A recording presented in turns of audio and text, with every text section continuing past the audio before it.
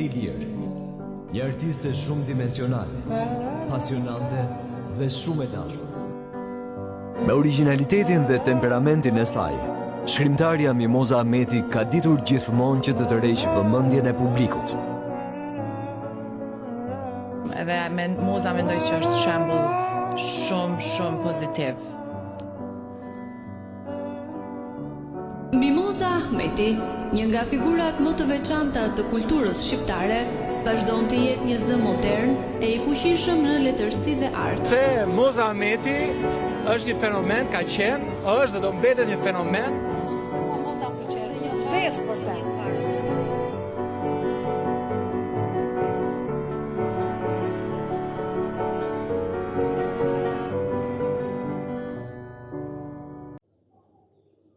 Vanessa, si ishte eksperiencë juaj në Ferm? Pikë së pari, unë jam shumë emocionuar, edhe po më duket shumë e çuditshme për shtatja me një botë që ekziston për te ati gardit, më falni si që shihni jam shumë emocionuar. Ka qenë e mbushur plot me surpriza, krejt ndryshe nga çfarë unë mendoja.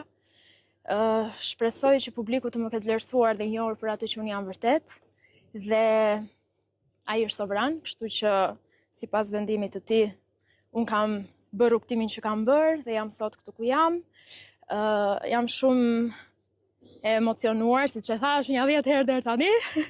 Mezi pres që të takoj familjen time. Dhe më marrë malli shumë, siç më ka marrë dhe tani.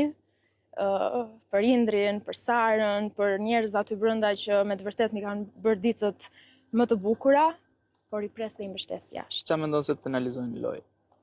Nuk besoj në diçka që më ka penalizuar, mendoj që ka nisur loja, strategjitë e njerëzve. Unë nuk jam një person që mund të bëj lojë dhe strategji, kam qenë e vërtet, kam ecur me ndjesi deri më tani, por normalisht nis loja. Dhe aty ku nis loja, përfundojnë ndjesit, përfundon emotiviteti, gjë që unë nuk mundem do ta bëj. Mendoj që ndoshta kjo ka qenë arsyeja. Kush mendon se fiton Fermën?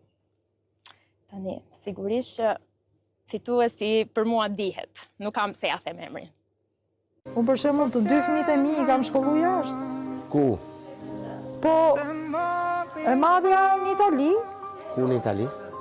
La Sapienza. Sapienza. Në Rom. Në Rom? Në Rom. Edhe e dyta, po prapë. Çfarë degë më fal kjo Italisë? Juridik. Juridiku. Juridik shumë i vështirë. Po.